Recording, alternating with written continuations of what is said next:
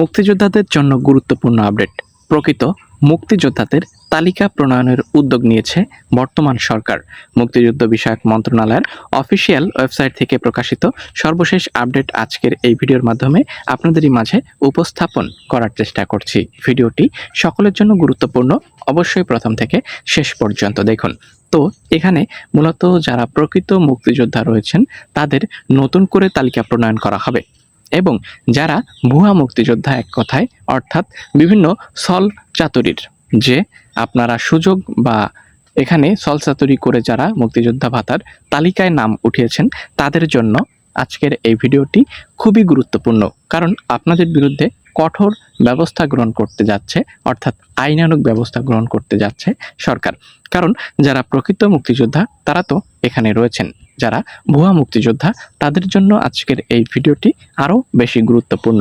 তো চলুন, এখানে প্রকৃত মুক্তিযোদ্ধাদের তালিকা প্রণয়নের উদ্যোগ গ্রহণ করা হয়েছে সরকারের পক্ষ থেকে। তো এখানে কি কি গুরুত্বপূর্ণ আপডেট রয়েছে সেগুলো পর্যায়ক্রমে আপনাদেরই মাঝে উপস্থাপন করব। মহান মুক্তিযুদ্ধে শহীদ বীর মুক্তিযোদ্ধা ও বীরাঙ্গনাদের নির্ভুল তালিকা করার উদ্যোগ নিয়েছে সরকার। প্রকৃত মুক্তিযোদ্ধাদের তালিকা প্রণয়নের কৌশল ও করণীয় নির্ধারণে বুধবার এক মতবিনিময় সভা করে মুক্তিযুদ্ধ বিষয়ক মন্ত্রণালয়। সভায় প্রামাণ্য দলিল, সরকারি ও সামরিক নথি, মুক্তিযুদ্ধকালীন রেকর্ড, প্রত্যক্ষদর্শীর সাক্ষ্য, স্থানীয় পর্যায়ের তথ্য ও গবেষণালব্ধ উপাত্ত সমন্বয় করে তালিকা তৈরির উপর গুরুত্ব দেওয়া হয়েছে। মুক্তিযুদ্ধ বিষয়ক মন্ত্রণালয়ের সম্মেলন কক্ষে এ সভা অনুষ্ঠিত হয়। এতে সভাপতিত্ব করেন মুক্তিযুদ্ধ বিষয়ক মন্ত্রী আহমেদ আজম খান।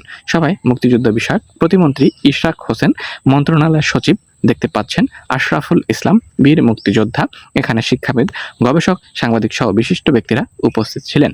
মন্ত্রণালয়ের এক সংবাদ বিজ্ঞপ্তিতে এসব তথ্য জানানো হয়। চলুন দেখব সর্বশেষ প্রকাশিত তথ্য। সবাই বক্তারা বলেন, মহান মুক্তিযুদ্ধের ইতিহাস ও এর সঙ্গে সংশ্লিষ্ট শহীদ বীর মুক্তিযোদ্ধা ও বীরাঙ্গনাদের তালিকা প্রণয়নে আবেগ বা অনুমানের উপর নির্ভর করা যাবে না। বিচ্ছিন্ন তথ্যের ভিত্তিতেও তালিকা করা উচিত নয়।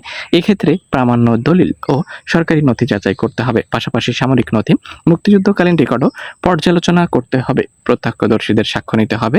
স্থানীয় পর্যায়ের তথ্য সংগ্রহ করতে হবে। গবেষণালব্ধ উপাত্ত ও বিবেচনা নিতে হবে। এসব তথ্য সমন্বয় করে বহুমাত্রিক যাচাইয়ের মাধ্যমে তালিকা নতুন করে প্রণয়ন করতে হবে। চলুন দেখব গুরুত্বপূর্ণ তথ্য। সংবাদ বিজ্ঞপ্তিতে বলা হয়, আলোচকবৃন্দ মনে করেন দীর্ঘ সময় অতিবাহিত হওয়ায় প্রত্যক্ষদর্শী ও মুক্তিযুদ্ধের প্রত্যক্ষ অভিজ্ঞতা সম্পন্ন ব্যক্তিদের সাক্ষ্য দ্রুত সংরক্ষণ করা জরুরি। একই সঙ্গে গ্রাম, ইউনিয়ন, উপজেলা ও জেলা পর্যায়ে স্থানীয় মুক্তিযোদ্ধা পরিবার, প্রত্যক্ষদর্শী, প্রশাসন, গবেষক ও শিক্ষার্থীদের সম্পৃক্ত করে মাঠ পর্যায়ের তথ্য সংগ্রহের মাধ্যমে জাতীয় পর্যায়ের একটি নির্ভরযোগ্য তথ্য ভাণ্ডার গড়ে তোলার উপর গুরুত্ব আরোপ করা হয়। এখানে গুরুত্বপূর্ণ সকল আপডেট রয়েছে। তো এখানে মূলত যারা প্রকৃত মুক্তিযোদ্ধা রয়েছেন তাদের জন্য সুখবর বা ভয়ের কিছু নেই। আপনাদের উৎসব ভাতা থেকে শুরু করে মাসিক সম্মানীর পরিমাণও বৃদ্ধি পাবে যারা সাধারণ মুক্তিযোদ্ধা রয়েছেন। পাশাপাশি যারা ভুয়া মুক্তিযোদ্ধা বা বিভিন্ন ছল চাতুরির সুযোগে মুক্তিযুদ্ধ ভাতার তালিকায় নাম উঠিয়েছেন তাদের জন্য আসছে কঠোর ব্যবস্থা। এই ছিল আজকের ভিডিও। আশা করছি উপকৃত হবেন।